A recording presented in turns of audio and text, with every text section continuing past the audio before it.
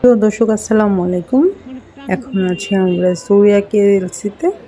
আমরা কাল রাত প্রায় 2:30টার দিকে এসে পৌঁছেছি থাইল্যান্ড থেকে।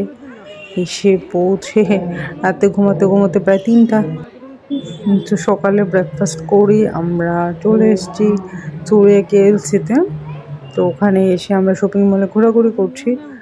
তো শপিং মলটা তো অসাধারণ একটা শপিং মল, একদম ঝকঝকে। তো আমরা অনেক ঘুরলাম, ভিতরে অনেক রেস্টুরেন্টও আছে খাবার। তবে এখানে খাবার, তারপর এখানে যেসব প্রোডাক্ট আছে প্রায় তা আসলে অনেকটাই বেশি, কারণ এখানে কিছু ওয়াচ আছে 2 লাখ 3 লাখ টাকা, ট্রাভেল ব্যাগ হচ্ছে 1 লাখ টাকা, মানে এগুলো তো রিঙ্গিতে। তো এগুলো কনভার্ট করার পরে হচ্ছে 1 লাখ টাকা পড়ে, এরকম 3 লাখ 4 লাখ টাকা করে পড়ে একটা ওয়াচ। তো সেম জুসের দামও অনেক বেশি। তো কিছু আছে reasonable price, but maximum food আইটেমেরই অনেক দাম। তো রাস্তার পাশে যে কিছু খাবার দোকান আছে ওখানে আপনি আর একটু রিজনেবল প্রাইসে খেতে পারবেন। আমরা যারা ট্যুরিস্ট আছি, ট্রাভেল করি, যদি হুজ পরিমাণ টাকা থাকে সেটা তো কোনো ব্যাপার না, আপনি যে কোনো জায়গায় খেতে পারবেন। সৌরিয়া কেএলসির ভিতরে বা টুইন টাওয়ারের ভিতরে যে শপিং মলগুলো আছে বা রেস্টুরেন্ট আছে, এখানে যেসব প্রোডাক্ট আছে অসম্ভব দাম। আপনি শখ করে ছোটোখাটো কিছু কিনে নিয়ে যেতে পারেন, বাট এখানে যে অনেক পরিমাণ যে শপিং করা রিলেটিভসদের জন্য, এটা আসলে অসম্ভব ব্যাপার।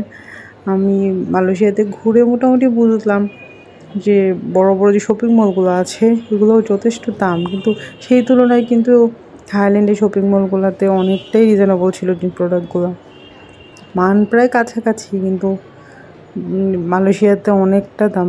তবে আপনি যদি একটু কম দামে কিনতে চান তাহলে আপনাকে চলে যেতে হবে মুস্তাফা সেন্টারে।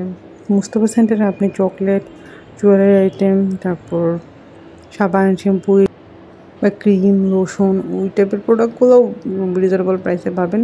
তবে এটা দেখার জন্য অসম্ভব সুন্দর, একদম ঝকঝক, কোনো রকম ধুলাবালি নেই, অসম্ভব সুন্দর। আর উপরের ছাদটাও অনেকটা আমাদের মানে বসুন্ধরা সিটির মতো, মানে এটার তো আর বসুন্ধরা সিটির মতো করে না, এইগুলো দেখে আর কি বসুন্ধরা সিটিটা করেছে। উপরের ছাদটা এরকম ডুম টাইপের। তবে ছাদের উপর দিয়ে একটা মজার ব্যাপার হচ্ছে পেট্রোনাস টুইন টাওয়ারকে দেখা যায়। এটার যে উপরে ছাদটা আছে, এটার ছাদটা কিন্তু গ্লাসের। যখন বেশি রোদ থাকে তখন পেট্রোনাস টুইন টাওয়ার দেখা যায় এই পাশের এই যে রেলিংটা থেকে যখন আপনি হাঁটবেন তখন। তবে এখানে বসারও সুব্যবস্থা আছে। শপিং করতে করতে যদি আপনি টায়ার্ড হয়ে যান তাহলে এখানে বসতে পারবেন। তবে আমরা অনেকক্ষণ ঘোরাঘুরি করেছি, এই জন্য আস্তে আস্তে আমরা একটু অন্যদিকে যাচ্ছি। তবে লিফটে প্রচুর রাশ, অনেকে দেখা যায় সিঁড়িটা একটু অ্যাভয়েড করতে চায়, লিফটে উঠে চলে যেতে চায়, এই জন্যে লিফটে একটু রাশই থাকে। আমরা দেখছি কোন লিফটটা খালি আছে। এখানে অনেকগুলো লিফট আছে, এই একটু ওয়েট করলেই পাওয়া যায়, সমস্যা হয় না অত বেশি। তো আমরা সকালে প্রায় 9টা 9:30টার দিকে বের হয়েছি। আমরা থাইল্যান্ড থেকে কিছু খাবার নিয়ে এসেছিলাম, ড্রাই ফ্রুট, কেক, তারপর বাটার বান, ওগুলো সকালবেলা খেয়ে নিয়েছি। খেয়ে বের হয়েছি সকাল 10টা 10:30টার দিকে রুম থেকে আসতে দিলে। তারপর কেএলসির পাশে একটা রেস্টুরেন্ট আছে, ওখানে বাংলাদেশি অনেক খাবার দাবার পাওয়া যায়। ওখান থেকে হালকা পাতলা ব্রেকফাস্ট করলাম। ব্রেকফাস্ট করে আমরা এখানে ঘুরছি, বাট আমরা কিন্তু এখানে লাঞ্চ করব না, কারণ আমরা এখানে লাঞ্চ করতে গেলে আমাদের যে বাজেটের অন্তত 5 গুণ টাকা বেশি লাগবে। এখানে আপনি টুকটাক খেতে পারেন, জুস বা কোনো একটা ফাস্টফুড আইটেম খেতে পারেন, বাট আপনি যদি এখানে ভরপেট খেতে চান তাহলে আপনাকে অনেক শিল্পপতি হওয়া লাগবে। না হয় আমাদের মতো ট্যুরিস্ট যারা আছে প্রচুর ঘুরি, তাদের পক্ষে আসলে এটা অ্যাফোর্ড করা পসিবল না। আপনি করতে পারলে খেতে পারেন। এই জন্যে আমরা এখান থেকে বের হয়ে কিছু বাঙালি রেস্টুরেন্ট আছে কেএলসির পিছন দিকেই, এখানে মানে 10-12টা দোকান আছে। চাইলে আপনি ভিতরেও খেতে পারেন, বা রাস্তায় সুন্দর টেবিল দেওয়া আছে। এখানে অনেকগুলো গাছ টাছ আছে, দেশের বাইরে থেকে যারা আসে এরাও খায়, বাঙালি যারা আছে তারাও খায়, খুব সুন্দর ওইটা।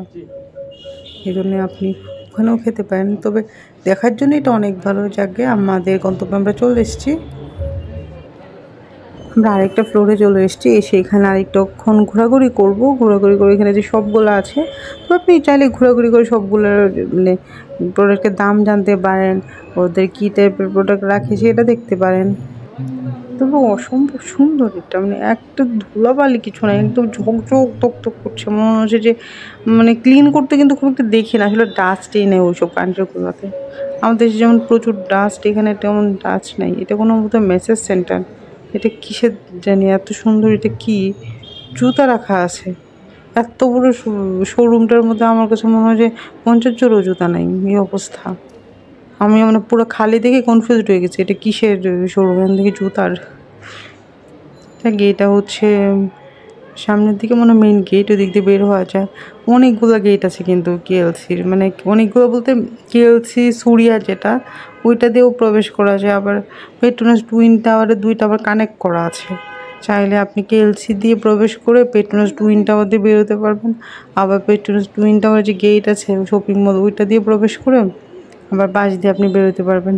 তবে এখানে কিন্তু যে মানি এক্সচেঞ্জ হাউস আছে, চাইলে ওইটার ভিতর থেকে টাকাও আপনি কনভার্ট করতে পারেন ডলারে বা রিঙ্গিতে, রুপিতে, আপনার যা লাগে মোটামুটি সব কান্ট্রিরই পাওয়া যায় কেএলসি সুরিয়ার ভিতরে।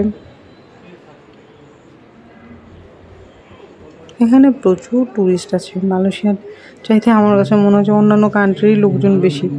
এই যে গেট আছে, গেট দিয়ে বেরোলেই কিন্তু পেট্রোনাস টুইন টাওয়ার। তবে আমার আজকে ভিডিও এই পর্যন্ত। আমার পেট্রোনাস টুইন টাওয়ার অনেক ভিডিও আছে আমার চ্যানেলে, চাইলে দেখে নিতে পারেন। ভালো থাকবেন, আল্লাহ হাফেজ।